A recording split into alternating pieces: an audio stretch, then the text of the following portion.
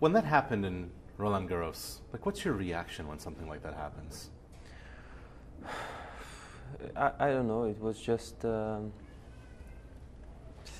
was just unlucky, you know.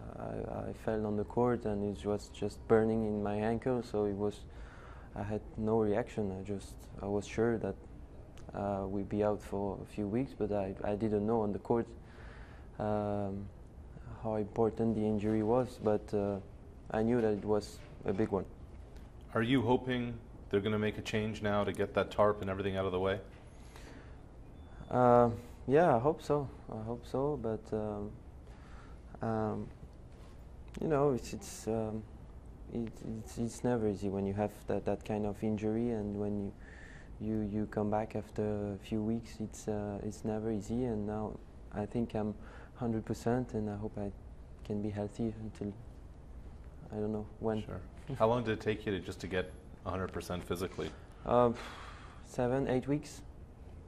Wow. 8 weeks, yeah. I stayed 10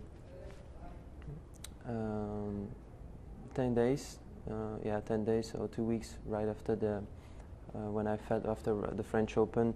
I stayed 2 weeks without working, so I stayed on a chair or in my sofa during 10 days. It was long. After that, when you start to see your physio and to work a little bit, it's a little bit faster, but the first 10 days was tough. You're a pretty timid, chill guy. 10 days of doing nothing, missing Wimbledon, does it drive you crazy? Yeah, it was not easy to see Wimbledon, but I didn't follow a lot. I just saw some results, but I tried to do something different, something else, just to rest a little bit and spend some time with my family. You were a guy who always said, look, I want to play fewer tournaments, really focus on the 1000s and the slams, stay fresh, etc. Because you've missed so much time, does that now change your kind of plan and your schedule for the rest of 2017?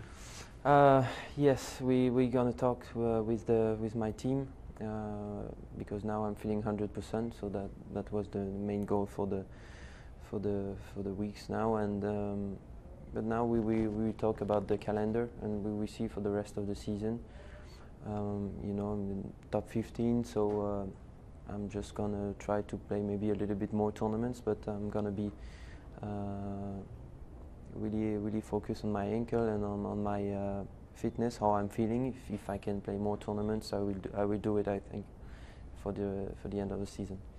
The focus last year, you said, look, I want to stay aggressive, I want to get to the net, I want to dictate.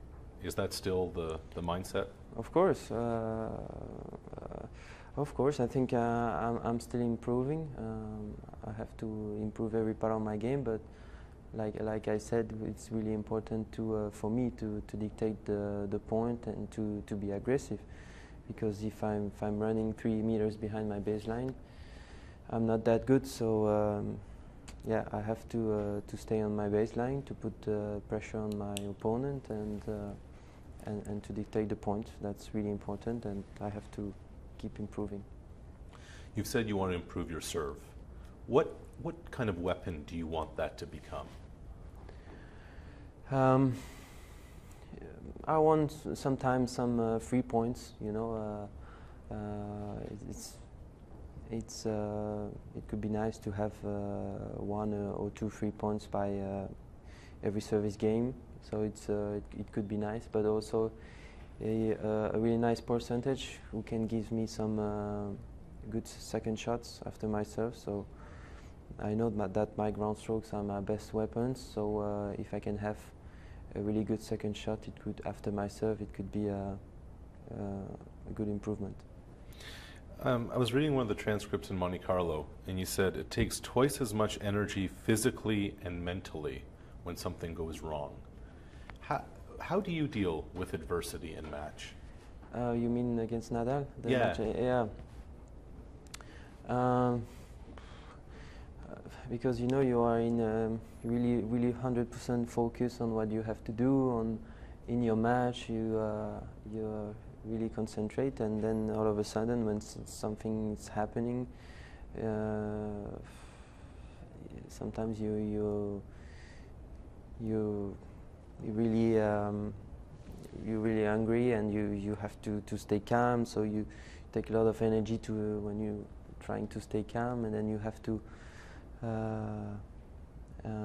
after that point you have to think about what you have to do the next point, and not what happened with the chair umpire. So it's tough. So you waste more energy after that to come back in the match and to be again competitive. So it's not easy, and especially when you play against Nadal, and it was such a hard start of the match. So it was the first 4 games or the first 5 games. It was really tough. So it's not easy to stay in the match after that. Just last one. This is the only time we'll get a chance to visit with you. In case you run into Milos in the round of 16, you guys have contrasting styles. You're different players, and yet your matches remain marathons. The matches remain very close, very tight. What is it? What happens when you and Milos get together that makes these matches so competitive? Yeah, it's always special when you play against Milos, and especially with my style of game, because I can return. He's serving big. We have a completely different body, style of game. So it can be a really nice match because he's serving bombs. I can return.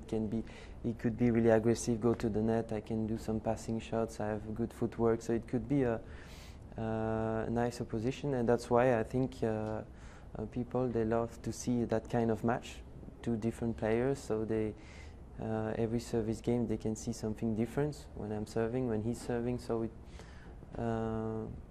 that's why it's always a nice match to watch. And yeah, sometimes Milos wins, sometimes I won also twice. So it's a really close match all the time.